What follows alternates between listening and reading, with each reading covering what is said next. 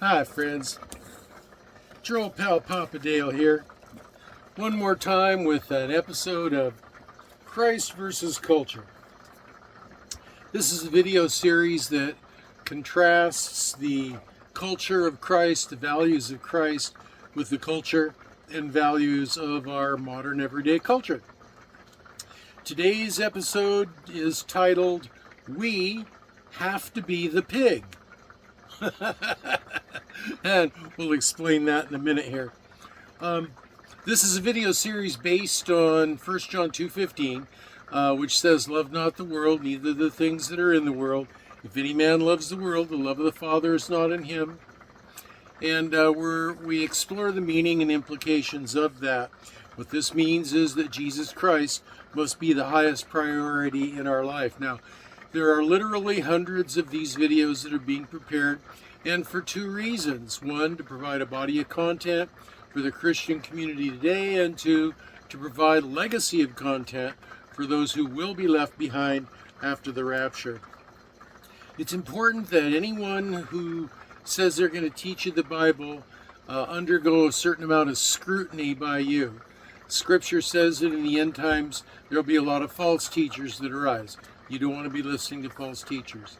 So I've created a video that tells a little bit about my life, Papa Dale intro, schools that I went to, degrees, churches I served in, family life, and so forth, so that you can understand a little bit about who I am. But the most important thing is, what is it that I teach?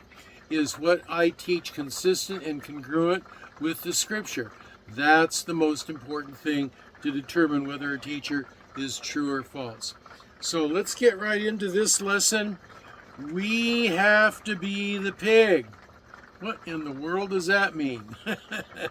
Well, it's based on an old story, an old farm story about a pig and a chicken that are having an argument on the farm.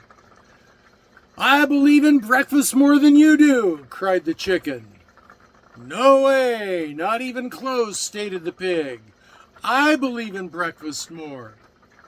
The chicken demanded, how do you figure that when day after day after day I contribute my eggs endlessly? It's easy, explained the pig. The farmer loves his ham and eggs, and it's true you are involved in all of that. But you see, while you are involved, I'm committed. I'm all in to the breakfast of ham and eggs. Well, one of the big problems that people have with personal faith is they don't go all in. God is the literal, glorious creator of the universe. This isn't just some theoretical idea or some fantasy or some pagan god story. God, Yahweh, is the literal, glorious creator of the universe, who gave up his position to become a common worm of a man, a flea, an insignificant amoeba. Christ lived a perfect life and was hated. He was tortured and slowly murdered. He felt his life ebbing away from his body moment by moment, in pain. Moment by moment, he would cry out. He was taking our eternal and deserved punishment, while he himself was innocent. As our Creator, he actually is literally our loving Father. And he asks us to hold his hand and trust him while together we cross the street of life. He went all in for us. And we, like a 3-year-old, say, no, I'm not going to do it. I'm going to do it myself.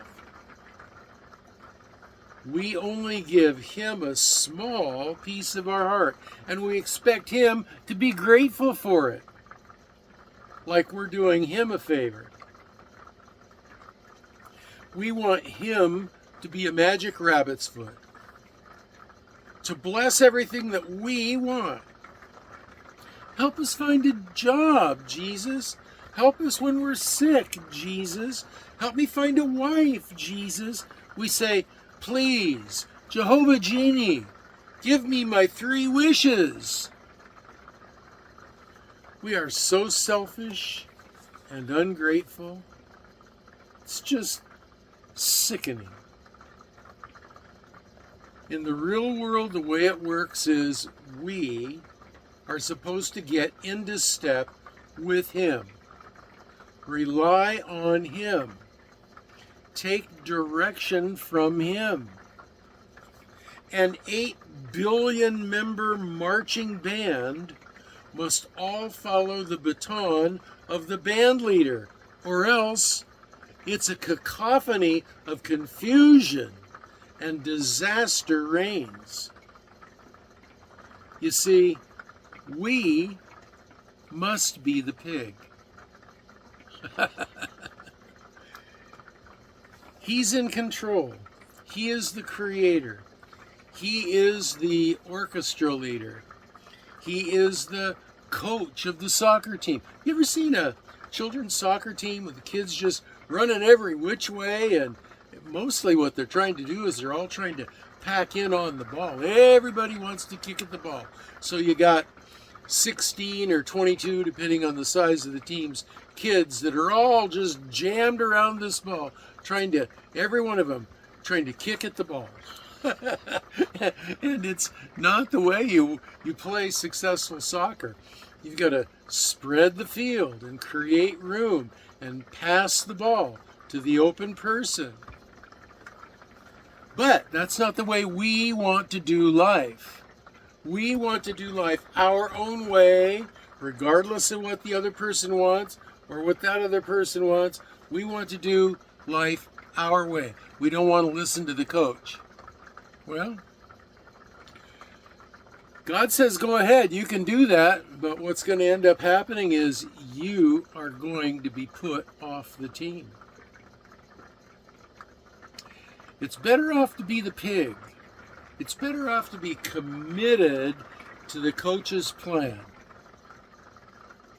Get involved, be the pig, get committed. Well, that's all I got to say about that topic for today. If you have comments, questions, or prayer requests, you can leave them down below in the comment section. If you want to go to my Facebook page and leave a longer comment, you can do that too. If you want a prayer request, you can leave that down below.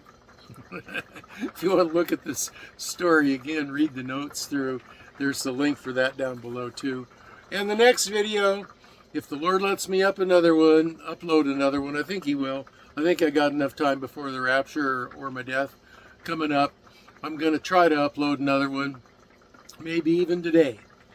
And if that's the case, then this is your old pal Papa Dale signing off for now, saying I will see you in the next video. And until the next video, soon as I turn this one off, I'll be praying for you that you'll be well and that you'll be blessed.